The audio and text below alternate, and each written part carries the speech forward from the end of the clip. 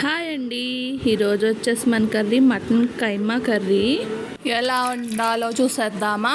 2 స్పూన్లు ఆయిల్ వేసుకోండి, ఒక కప్పు ఆనియన్స్ వేసుకోండి, 2 పచ్చిమిర్చి యాడ్ చేసుకొని బాగా మిక్స్ చేసుకోండి. గోల్డెన్ కలర్లో ఫ్రై అవ్వాలన్నమాట.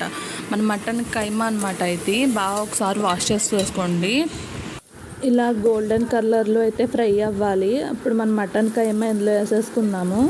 మూత పెట్టేసుకుని ఒక 5 నిమిషాలు అయితే మగ్గనివ్వండి బాగా. ఇలా బాగా మగ్గిపోయాక మీకు సరిపడే ఉప్పు వేసుకోండి, ఒక 1/2 టీ స్పూన్ పసుపు వేసుకోండి, ఒక 2 స్పూన్లు కారం వేసుకోండి.